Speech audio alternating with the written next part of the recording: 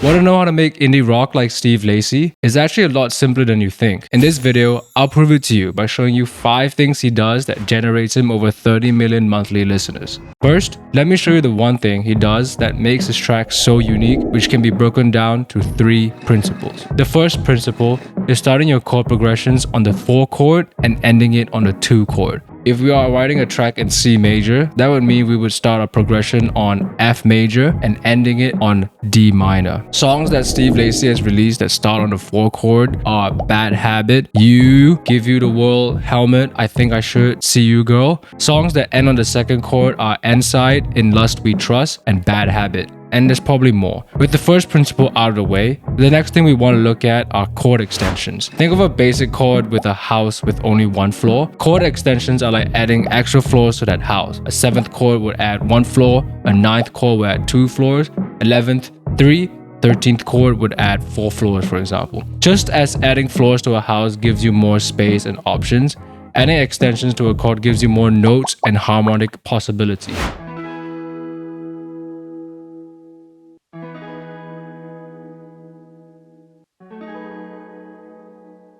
This principle is important as it is a huge factor to why Steve Lacy's chords sound so lush. With that, the last principle that Steve uses to come up with his progressions is by having 2 different endings. He does this a lot in his songs, and an example that I could find is in his song called Ride. With that, here's the final chord progression that I came up with following these 3 principles.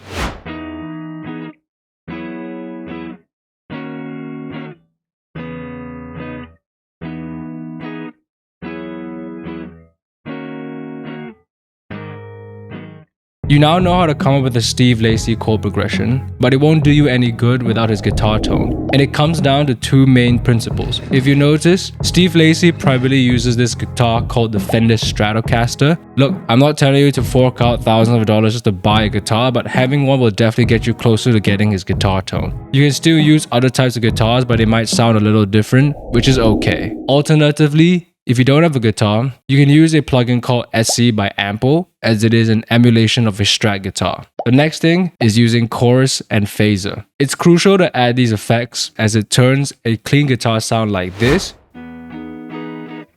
into this.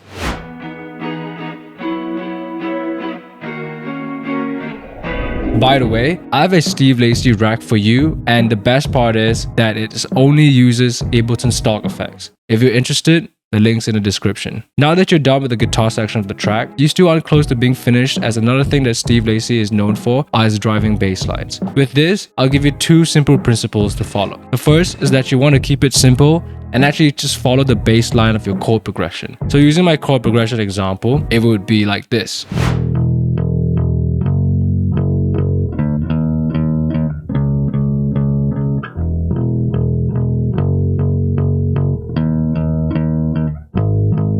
This sounds decent, but to make it more interesting, you can add some licks to the bass line, which is the second principle I have for you.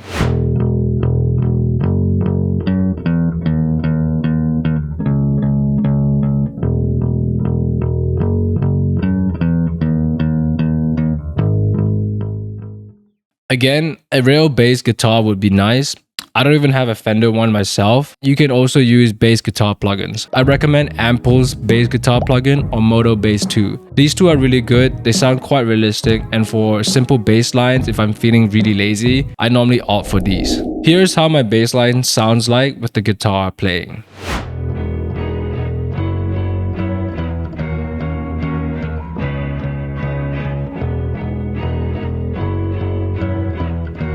With the bass out of the way, the next in line are signature Steve Lacy drums. You want to keep the drums simple and use acoustic drum sounds, so if you start going through your spins kit, you're definitely in the wrong place. For a while, I struggled to find high quality acoustic drum sounds, and I decided enough was enough, so I hired a drummer and rented a recording studio for it. After processing, I just beefed up with a little bit more saturation, and Ableton 12 is a really good preset called Drum Kit Enhancer, which you can use. Here's what my track sounds like now with some drums.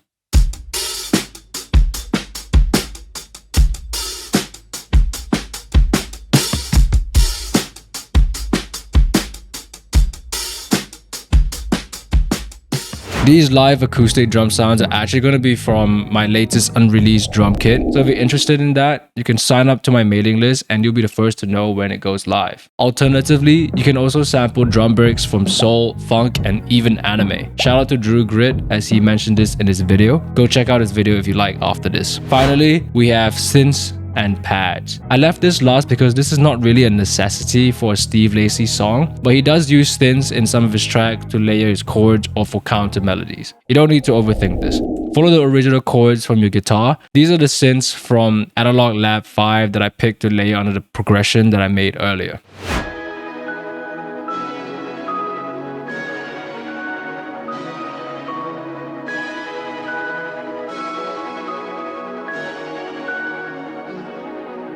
With all that in place, here's the final demo of my track in the style of Steve Lacy.